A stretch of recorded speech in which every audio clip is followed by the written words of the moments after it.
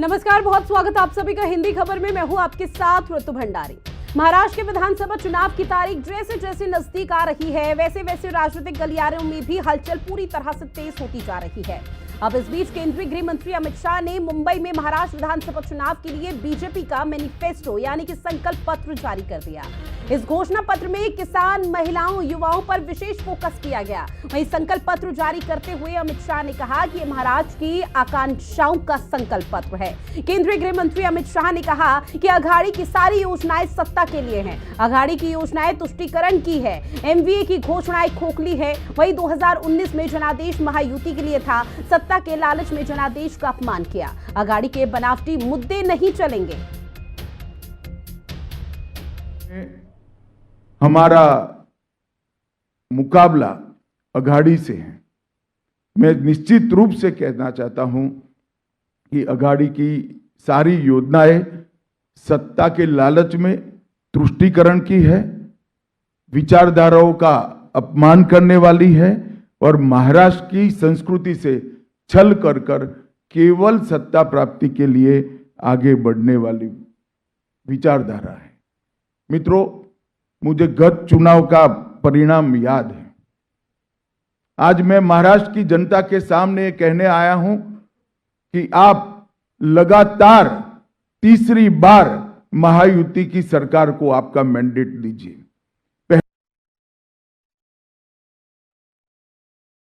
गृह मंत्री अमित शाह को आपने सुना, जहां उन्होंने तमाम महत्वपूर्ण बातों का जिक्र किया और इसके साथ ही आज बीजेपी ने अपना मैनिफेस्टो यानी कि संकल्प पत्र जारी कर दिया है। खास पैनल हमारे साथ जुड़ा हुआ है, जिनसे आप सभी का तारुफ करा दें, जो आज हमारे साथ इस महत्वपूर्ण विषय पर चर्चा करेंगे। हमारे साथ गुलाब चंद दुबे जी जुड़ चुके हैं, जो कि शिवसेना शिंदे गुट के प्रवक्ता है। साथ ही संजय सिंह हमारे साथ जुड़ चुके हैं, जो कि बीजेपी के नेता है। हमारे साथ शरद गुट से एनसीपी के प्रवक्ता प्रणय अजमेरा जी भी जुड़े हुए हैं। साथ ही आकाश यादव जी हमारे साथ कांग्रेस के प्रवक्ता जुड़े हुए हैं और राजनीतिक विश्लेषक अनु पाटिल जी भी हमारे साथ जुड़ चुके हैं। आप सभी मेहमानों का बहुत स्वागत है हिंदी खबर में। शुरुआत संजय सिंह जी मैं आपके साथ करना चाहूंगी, क्योंकि देखिए आप खुद महायुति के साथ हैं और ऐसे में आप बड़े भाई की भूमिका भी निभा रहे हैं। अभी 3 दिन पहले तो महायुति ने अपना मैनिफेस्टो जारी किया, तो आप लोगों को क्या जरूरत आ पड़ी कि आप लोग भी अपना मैनिफेस्टो जारी करें? नहीं रितु जी, हर चुनाव में पार्टी अपना मैनिफेस्टो जारी करती है, चाहे विधानसभा हो या लोकसभा हो, एक परिपाटी है। और रही बात भारतीय जनता पार्टी या महायुति का जो संकल्प पत्र है, देखिए पहली बात तो यह है कि हम बड़े भाई की भूमिका में नहीं है जी। तो यहाँ बड़ा भाई छोटा भाई कोई नहीं है, सबका बराबर का सम्मान है। यहाँ राहुल गांधी वाली स्थिति नहीं है कि राहुल गांधी जो कहेंगे उसी हिसाब से चलना पड़ेगा। तो देखिए, जहां तक संकल्प पत्र की बात है, घोषणा पत्र का है, तो वो तो मोटा मोटा आप भी अपने उस पर दिखा रही हैं। 25 लाख नौकरियां देने की बात की है, बेटियों को 2100 रुपए महीना और महिलाओं 2027 तक 50 लाख लखपति दीदी। देखिए, भारतीय जनता पार्टी या महायुति जो है वो लोगों की जो आधारशिला है उसको मजबूत करने में विश्वास करती है। लेकिन आपको ऐसा नहीं लग रहा कि अगर महायुति के मैनिफेस्टो अगर यहाँ पर आम जनमानस को आप लोग समझाएंगे तो कैसे समझाएंगे, किन दावे वादों के साथ समझाएंगे? क्योंकि एक तरफ तो जनता यहाँ पर विश्वास करेगी महायुति के मैनिफेस्टो पर, दूसरी तरफ आप लोगों का भी मैनिफेस्टो है। देखिए, जनता बहुत समझदार है और जनता की समझदारी की पराकाष्ठा आप लोकसभा के चुनाव में देखिए। जब इंडिया अलायंस गठबंधन ने सारे झूठ का मतलब झूठ का कहते हैं पहाड़ आसमान खड़ा कर दिया इन लोगों ने, उसके बाद भी ये मोदी जी को रोक नहीं पाए। हाँ, हमारा नुकसान जरूर हुआ संविधान को लेके, लोकतंत्र को लेके, और जो सबसे बड़ा झूठ इन्होंने बोला, जो इस चुनाव में इनको उसका सामना करना पड़ेगा, वो 8,500 महीना खटाखट देने का जो झूठा वादा किया, उसके सर्टिफिकेट बांटे गए। वो जनता इनसे पूछेगी जरूर कि भाई तुम इतना बड़ा फ्रॉड क्यों कर रहे थे। ये इस तरह का फ्रॉड लोकतंत्र में देखने को पहली बार मिला। तो ये चीज है। दूसरी बात रितु जी, मैं एक बात और कहना चाहूंगा, महाराष्ट्र की बड़ी पावन भूमि है।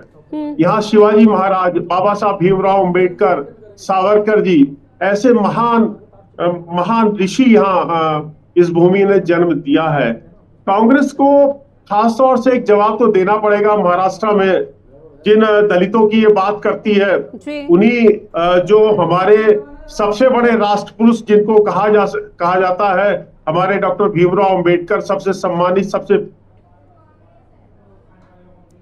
निश्चित तौर पर। चूंकि देखिए कई महत्वपूर्ण बातों का जिक्र आप कर रहे हैं, खास पैनल भी हमारे साथ जुड़ा हुआ है, उनसे हम पहले ही तारुफ करा चुके हैं और ऐसे में लौट 10 सेकेंड और 10 सेकेंड और ठीक जल्दी से 10 सेकेंड और 10 सेकेंड। चाहे वो बंबई में जो चुनाव हुआ था, तत्कालीन बंबई, एक दूध वाले को खड़ा कर दिया था नेहरू जी ने, या भंडारा के उपचुनाव में डॉक्टर भीमराव अंबेडकर जी को हराने का काम किया, और जिस तरह से मंत्रिमंडल में उनको अपमानित करने का काम किया गया था, ये इनको जवाब देना पड़ेगा, जनता जवाब पूछेगी। और शिवाजी महाराज की भूमि पर, और ये औरंगजेबवादी तो जनता, औरंगजेबवादियों को तो जनता नहीं स्वीकार करेगी वहां की, जो शिवाजी महाराज की भूमि है। लौट रही हूँ सर, और भी खास मेहमान हमारे साथ जुड़े हुए हैं। आकाश यादव जी, आपका रुख करते हुए, चूंकि देखिए बीजेपी ने तो अपना मैनिफेस्टो जारी कर दिया, हालांकि महायुति का वो हिस्सा कहती है, लेकिन महायुति का मैनिफेस्टो अलग है, बीजेपी का अलग है। अब ऐसे में कांग्रेस के मैनिफेस्टो का इंतजार किया जा रहा है सर। देखिए, ये महायुति का मैनिफेस्टो तो आ गया था, ये भाजपा का जुमला पत्र है, जो हर बार भाजपा जुमला का एक ये नया पिटारा लेके आती है। ये नया पिटारा जुमला के माध्यम से वो लोगों के सामने लेके आएंगे। देखिए, इन्होंने 2014 से लेके 2019 हो, 2024 हो, हर बार वही जुमले रखे। 2 करोड़ नौकरियां देंगे, 15 लाख आपके खाते में आएंगे, किसानों को दोगुनी आय करेंगे। लेकिन अब तक हुआ क्या? आज महाराष्ट्र की स्थिति क्या है कि सही मायने में तो अमित शाह जी ने माफीनामा निकालना चाहिए था, भाजपा ने माफीनामा प्रकाशन करना चाहिए था, क्योंकि यहाँ के किसानों के ऊपर आज सोयाबीन 4000 रुपए भाव से खरीदे जा रहे हैं, जहां सोयाबीन का भाव 1600 से 2100 रुपए महंगाई कर दी गई है। सोयाबीन तेल का भाव वहां पे आज जो लाइट बिल है अदानी से खरीद के जो 700 रुपए बिल आता था, अब 1700 रुपए आ रहा है। आज किसान अपने आत्महत्या के लिए आज परेशान है। जिस महाविकास आघाड़ी ने मनमोहन सिंह के टाइम में सबसे बड़ी कर्जा माफी दी थी, और जब हम 2019 में उद्धव ठाकरे के साथ यहाँ सरकार में आए, तब सबसे बड़ी महाराष्ट्र में हमने कर्जा माफी दी है। कांग्रेस और महाविकास आघाड़ी गठबंधन ने जो वादे किए हैं वो निभाने वाले वादे किए। हमने महालक्ष्मी योजना के तहत 3000 रुपए देने की यहाँ के महिलाओं को वादे किए, वो हमने कर्नाटक में, तेलंगाना में पूरे किए। हमने जो वादे किए, बस फ्री देंगे, हमने कर्नाटक में वो दिया है। जो हम 4000 रुपए जो प्रैक्टिकल है युवाओं को देना आज जरूरी है, जो युवा बेरोजगारी से परेशान है, वही वादे कांग्रेस पार्टी कर रही है, महाविकास आघाड़ी गठबंधन कर रही है। लेकिन भाजपा क्या कर रही है? हम 25 लाख नौकरियां देंगे। अरे महाराष्ट्र के उद्योग तो आप गुजरात लेके जा रहे हो, यहाँ का जो रोजगार है पूरा खत्म कर दिया, पूरा बॉम्बे का एमएसएमई सेक्टर आपने गुजरात शिफ्ट कर दिया। आप यहाँ के तरुणों, यहाँ के जो युवा है, उन युवाओं को तो आप भूखे तरसे रोड पे आने को मजबूर कर दिए, और आप 25 लाख रोजगार की बात कर रहे हो। जितने भी वादे आज अमित शाह जी ने अपने जुमले नामा में किया ठीक है, बीजेपी का मैनिफेस्टो ओवरऑल कांग्रेस की नजर में महज जुमला है। जुमलेबाजी इस वक्त बीजेपी कर रही है महाराष्ट्र की 288 विधानसभा सीटों पे। लेकिन सर, कांग्रेस के मैनिफेस्टो का क्या? कांग्रेस का मैनिफेस्टो क्या आएगा? क्या कट कॉपी पेस्ट होगा? क्योंकि वो अगर 25 बोल रहे हैं तो आप लोग 30 कर देंगे ज्यादा से ज्यादा। देखिए, कांग्रेस का मैनिफेस्टो, महाविकास आघाड़ी का मैनिफेस्टो एक ही है। हमने 5 वादे कांग्रेस ने किए हैं। कौन से वादे किए? हम महिलाओं को महालक्ष्मी योजना के तहत 3000 रुपए देंगे, हम महिलाओं को फ्री बस पे ये देंगे, हम यहाँ के युवाओं को हम 4000 रुपए प्रति माह देंगे, हम यहाँ के जितने भी हमारे किसान हैं उनको कर्ज माफी देंगे, क्योंकि किसान आज सबसे ज्यादा परेशान है। एमएसपी से आधा भाव उनको मिल रहा है, आज किसानों की कर्ज माफी नहीं हुई तो यहाँ का एग्रीकल्चर सेक्टर तबाह हो जाएगा। यहाँ जो हमने वादे किए हैं, अब दूसरी जो हमने सबसे बड़ी वादे की है आरोग्य बीमा 25 लाख तक। आपने देखा कि कोरोना काल में इनके यहाँ गंगापुरी लाशों से भर गई। जो राजस्थान के अंदर 25 लाख कांग्रेस गवर्नमेंट दे रही थी, वही उसी धरती पर महाराष्ट्र में हम लोग 25 लाख की आरोग्य बीमा योजना लाएंगे। तो जो चीजें हम दे सकते हैं, ओपीएस की योजना है, मतलब अपने मैनिफेस्टो के जरिए आप लोगों ने हर वर्ग को साधने की कोशिश यहाँ पर की है। गुलाब चंद दुबे जी, आपका रुख करते हुए, क्योंकि आप शिंदे गुट से शिवसेना के प्रवक्ता हैं, ऐसे में निश्चित तौर पर आप लोगों की कोशिश भी यह है कि अपने आपको, अपने जनादेश को कैसे महाराष्ट्र की 288 विधानसभा पे मजबूत किया जाए। लेकिन सर, महायुति का मैनिफेस्टो अलग है और इसके साथ ही बीजेपी का मैनिफेस्टो अलग है। आम जनमानस को कैसे समझाएंगे? 288 विधानसभा सीटों में कैसे यकीन दिलाएंगे कि आप हमारे मैनिफेस्टो पर यकीन करो? क्योंकि क्योंकि आप सभी तो एक ही पार्टी हो, कल को अगर सत्ता में आएगी तो एनडीए तो आएगी। जी जी रितु जी, अभी हमारे बड़े भाई संजय सिंह से आपने सवाल किया, काउंटर किया कि आपका मैनिफेस्टो, और फिर उसके बाद बड़ा भाई छोटे भाई का आपने बात किया।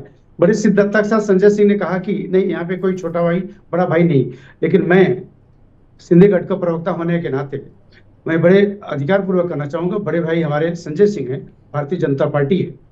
अगर हमारे बड़े भाई अगर वो नहीं होते तो आज हम 37 पे थे, वो 103 पे थे, इस सूबे के मुख्यमंत्री हम नहीं होते। तो ये हमारी समन्वय और सामंजस्य है। तो बात मैनिफेस्टो को लेकर के हमारे उनके बीच में या महायुति में किसी प्रकार कोई मतभेद नहीं है। हमारा संयुक्त रूप से जो 10 क्रमांक मतलब हमारा मैनिफेस्टो अभी जो संकल्प जारी किया गया, उसके तत्पश्चात भारतीय जनता पार्टी के दिल दिमाग में और कुछ योजनाओं के तहत जो लाभकारी योजना, जनहित योजनाओं को मद्देनजर रखते कुछ अगर उनके अंदर भाव जगह है तो वो हमारा मैनिफेस्टो है। हमारा उनका है, उनका हमारा है, हमारे उनके बीच में हम तेरे में कुछ किसी प्रकार का कोई बात नहीं है। अब रही बात तो जी विकास की, 22 महीने में जो विकास, जो रुके हुए काम महाराष्ट्र के जिस गतिशीलता से किया गया है, शायद महाराष्ट्र के इतिहास के पन्नों में और इस राजनीति के पटल पर अगर नाम लिया जाएगा तो ये शिंदे सरकार का नाम लिया जाएगा, जिससे बड़े भाई के बड़े भाई के रूप में भारतीय जनता पार्टी के देवेंद्र फडणवीस साहब मेरे साथ में खड़े रहे। चाहे वो कोस्टल रोड हो, चाहे हमारा समृद्धि हाईवे हो, चाहे हमारा अटल सेतु हो, चाहे हमारे कारशेड हो, चाहे हमारा मेट्रो हो, तमाम ऐसे अभियान। इतना तक ही नहीं, महाराष्ट्र को पहली बार अगर महाराष्ट्र सम्मान अगर किसी ने दिया है, मराठी भाषा को लेकर के सम्मान दिया है, तो आदरणीय एकनाथ शिंदे साहब महायुति के सामंजस्य और समन्वय तरीके से दिया गया है। इतना तक नहीं, महाराष्ट्र के धरातल पर गाय माता को जो सम्मान दिया गया है, शायद पहली बार दिया गया है। शायद ये लोगों को बात पच नहीं रही है। बात इतना तक, लड़की योजना के तहत रितु जी, जब हम 1500 रुपए अपने बहनों को देना शुरुआत किए तो ये लोगों को अवमानना लगा। इतना तक नहीं, ये कोर्ट में गए और जब यहाँ पे high court, Bambai high court ने इनको लताड़ा तो वहां तक नहीं माने, ये सीधे चले गए नागपुर। अब मैंने नहीं समझा किस मुंह से ये 3000 रुपए देने की बात कर रहे हैं। ये समझ चुके हैं कि हम लोगों ने इस चुनावी मुद्दों को लेकर के नहीं, हम बहनों के प्रति या महाराष्ट्र अस्मिता के प्रति, यहाँ प्रगति के प्रति, ये हमारे अंदर भाव नहीं थे, बल्कि यहाँ का महाराष्ट्र और राष्ट्र का उत्थान के प्रति आदरणीय नरेंद्र मोदी जी के निर्देशन में यहाँ पे महायुति के नेतृत्व में जो काम किया गया, ये निश्चित तौर पर ये हमेशा हमेशा याद रहेगा। अब इनके पेट में रितु जी इसलिए दर्द हो रहा है कि इन लोगों के पास अब बचा ही कुछ नहीं। इस महाविकास आघाड़ी के पास बचा है क्या? ये अब ये इस्लाम धर्म के पास जा रहे हैं, कभी उलेमा के पास जा रहे हैं, तो कभी अभी एक दिंडोसी विधानसभा, रितु जी परसों बात बता रहा हूं, ये धिक्कार है उन मानसिकता विचारधाराओं को। कहते हैं मैं शिवसैनिक हूं, वहां के सुनील प्रभु और सचिन अहिर उन विशेष समाज के लोगों के बीच बैठ करके फतवा जारी करते हैं, मात्र वोट के खातिर इतने बड़ी लाचारी।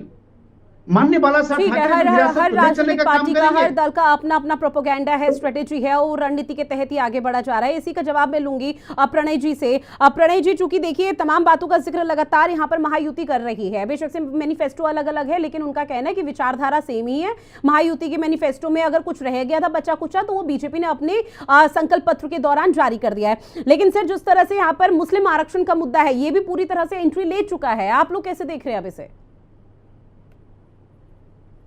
देखिए, डिबेट का टॉपिक है महायुति, जिसे हम महाझूठी करके भी संबोधित करते हैं, उनका जो मैनिफेस्टो आया है विरुद्ध महाविकास आघाड़ी का जो हमारा संकल्प पत्र आया है। रितु जी, मैं पहली बार में ये बताना चाहूंगा कि शुरुआत से भारतीय जनता पार्टी या फिर महायुति के जो घटक दल है, उन्होंने जनता को भ्रमित करने का काम किया। इतनी देर से तो अब वो अपना एक मैनिफेस्टो लेकर आए, क्योंकि कहीं ना कहीं उन्हें एहसास होने लगा कि जात पात और धर्म का कार्ड अब उनको चलने वाला नहीं है, जनता को यह पसंद नहीं आता है। उन्होंने पूरी कोशिश की जनता का ध्यान भ्रमित करने की, विकास के मुद्दे जो उन्होंने कभी विकास के बारे में तो राजनीति की ही नहीं, और विकास के मुद्दे से जनता का ध्यान भटकाने की कोशिश करने की पूरी की। पहले ले आए एक बटेंगे तो कटेंगे, फिर ले आए एक है तो सेफ है, उसके बीच बीच में थोड़े दिनों में ये ले आते हैं वो जिहाद का किसी प्रकार का एक विषय ले आते हैं। और जब ये पूरे मुद्दे धराशायी हो गए, ये औंधे मुंह गिर गए, उसके बाद उन्हें कहीं ना कहीं जाकर देर आए दुरुस्त आए एहसास हुआ कि भाई साहब, एक संकल्प पत्र भी, एक मैनिफेस्टो लाने की भी जरूरत है। अब मैनिफेस्टो में क्या डालें? तो कॉपी पेस्ट डालते गए, कुछ ना कुछ इस प्रकार की बातें डालते गए जो ये कभी भी पूरा नहीं करने वाले। किंतु मैं एक बात इस डिबेट के माध्यम से ध्यान में लाना चाहूंगा कि महायुति के घटक पक्षों में आपसी किसी भी प्रकार का सामंजस्य ही नहीं है। अरे भाई साहब, आप आते ना, तीनों पार्टियां लेकर एक साथ एक मैनिफेस्टो लेकर आती ना कि ये पॉइंट पर हम लोग एग्री हुए और हम जनता के बीच में जा रहे हैं, जैसा महाविकास आघाड़ी ने किया। ये नहीं, इन्होंने ऐसा नहीं किया, ये अपना अपना एक मैनिफेस्टो ला रहे हैं और ये सब गड़बड़ झाला हो रखा है। जनता पहले से ही ऑलरेडी इनके कारनामों से कंफ्यूज है और कंफ्यूज की जा रही है। अब बात करते हैं विकास की और विनाश की। जब से इनकी सरकार आई, इन्होंने 1500 रुपए हमारी लाडली बहनों को देने का संकल्प लिया, किंतु पीछे से तेल के भाव बढ़ा दिए, घी के भाव बढ़ा दिए। जो बेसिक नेसेसिटी के प्रोडक्ट्स हैं उनके भाव महाराष्ट्र में सबसे ज्यादा है। हम बात करते हैं तेल की, हम बात करते हैं पेट्रोल की, डीजल की, गैस की, केरोसिन की, इलेक्ट्रिसिटी पे ये जो 30% छूट देने की बात कर रहे हैं। अरे भाई साहब, भारत देश में सबसे ज्यादा इलेक्ट्रिसिटी का भाव डोमेस्टिक हो या कमर्शियल हो वो महाराष्ट्र में, उस पर आप 30% डिस्काउंट देने की बात आप जाके कर रहे हो, क्योंकि आपको यह एहसास हुआ है कि जो आपने लोकसभा चुनाव के दौरान पीछे से इलेक्ट्रिसिटी का भाव बढ़ाया वो जनता को पसंद नहीं आया, जिसका करारा तमाचा जनता ने चुनाव में आपके मुंह पे जड़ दिया। ठीक है, अब दूसरे मुद्दों पर आते हैं। हाँ। तो ये युवाओं के लिए किसी भी प्रकार से कोई स्कीम नहीं ला पा रहे हैं, महिलाओं के लिए बस एक लाडली बहना ला रहे हैं और पीछे से पैसा चुरा ले रहे हैं। इस प्रकार से ये जनता को भ्रमित करने की कोशिश कर रहे हैं। जनता को भ्रमित करने की कोशिश की जा रही है, लेकिन क्या इस बार 288 विधानसभा सीटों पर जो चुनाव होने हैं उसमें क्या मुस्लिम आरक्षण का भी मुद्दा एंट्री कर चुका है? मैं इस विषय पर हमेशा से बोलते आया हूं कि जात पात और धर्म की राजनीति करना भारतीय जनता पार्टी का काम है, हमारा नहीं। पिछले कुछ दिनों से मैं देख रहा हूं कि महाराष्ट्र की राजनीति को इस प्रकार से इन लोग किसी दूसरे डायरेक्शन में ले जाने की कोशिश कर रहे हैं। विकास के टॉपिक पर यह बात करने से बच रहे हैं क्योंकि इन्होंने सिर्फ विनाश किया है 2.5 साल में, और इसलिए इस प्रकार से मुस्लिम आरक्षण हो, बटेंगे तो कटेंगे, एक है तो सेफ है, वोट जिहाद, लव जिहाद और पता नहीं किस किस प्रकार के टॉपिक चुन कर, मतलब बीजेपी और महायुति के पास कुछ बचा नहीं है, इसलिए वो इस तरह से ध्यान भटकाने की कोशिश कर रही है। संजय सिंह जी, लौटूंगी मैं आपके पास, लेकिन उससे पहले अनु पाटिल जी आपका रुख करते हुए, चूंकि देखिए मैनिफेस्टो को लेकर सियासी संग्राम छिड़ा हुआ है, एक तरफ महायुति तो दूसरी तरफ महाविकास आघाड़ी, दोनों के बीच में कई तरह की बातों का जिक्र किया जा रहा है। लेकिन अब तक महाराष्ट्र की इस राजनीति से क्या समझ पा रही है मैम आप कि आने वाले समय में क्या और किस तरह से जो स्ट्रेटेजी है वो तमाम पार्टियों की बदलती हुई नजर आएगी? देखिए, अभी एकंदरित जो महाराष्ट्र में सिचुएशन है वो हिसाब से मुझे एक ही लगता है कि लोगों को, महाराष्ट्र के जनता को अगर कांग्रेस अगर मूर्ख समझती है तो पहला समझना बंद कर दीजिए, क्योंकि आज शरद पवार रहे और जो गठबंधन उन्होंने किया हुआ है उनका राजनीतिक बहुत सालों से है। जिस तरह से कांग्रेस को फोड़ के अगर पहले से अगर हम उनकी पूरी राजकारणी देखे, एक जर्नी देखे, तो उससे पता चलता है कि जातिवाद का जो राजकारण वो कौन से पार्टी ने किस तरह से कौन से हिसाब से किया है। इसके लिए सिर्फ मुझे लगता है कि आने वाले समय में ना भाजपा ये बहुमत से जीतेगी और बहुत महाराष्ट्र में भी जितने भी चाहे वो कोशिश करे, लेकिन मुझे नहीं लगता कि कुछ होने वाला है, क्योंकि सिर्फ आरोप और प्रत्यारोप लगते रहेंगे और लोगों को गुमराह करने की ये है। लेकिन हमेशा भाजपा हमेशा ए टीम बोलते ना, ए प्लान के साथ में बी प्लान भी मौजूद रहता है। तो मुझे ऐसा लगता है आने वाले समय में लोगों को बहुत बेहतरीन योजनाएं और बहुत सारी चीजें मिलने वाली है। लेकिन ये जो अभी बोल रहे हैं कि कैसा रहता है कि लोगों को एक रहता है कि हम अगर 1,500 रुपए दे रहे तो हम 3,000 रुपए देंगे, लेकिन ये भी तो एक विरोध भी उनकी तरफ से ही हुआ था। तो देखिए, कोई भी चीज अगर डेवलप करना इतने साल की चीजें हैं, कुछ अगर गलत हुआ है उसको सीधा करने के लिए या कुछ बदलाव करने के लिए मंथन तो होने वाला है। तो मुझे लगता है कि एक मंथन चालू है और आने वाला रिजल्ट ये बहुत बेहतरीन और हमारी भाजपा के पक्ष में होगा। मैम, एक और रिएक्शन मैं आपसे लूंगी, चूंकि देखिए लगातार मैनिफेस्टो का अगर नजर डालें तो हर जो भी दोनों पार्टियों के मैनिफेस्टो होंगे ज्यादा अंतर नहीं होगा, कट कॉपी पेस्ट वाली सिचुएशन होगी। ज्यादा से ज्यादा जो संख्या है वो बस ऊपर नीचे हो जाएगी हर पार्टी में, क्योंकि बीजेपी का आ चुका है, महायुति का आ चुका है। लेकिन इस बीच जो मुस्लिम आरक्षण है वो बहुत तेजी के साथ इसको लेकर सियासत हो रही है, राजनीति हो रही है, छींटाकशी एक दूसरे पर। सवाल अब ये कि धर्म आधारित आरक्षण संविधान विरोधी है, तो क्या फिर संविधान को बदला जाएगा आपकी नजर में?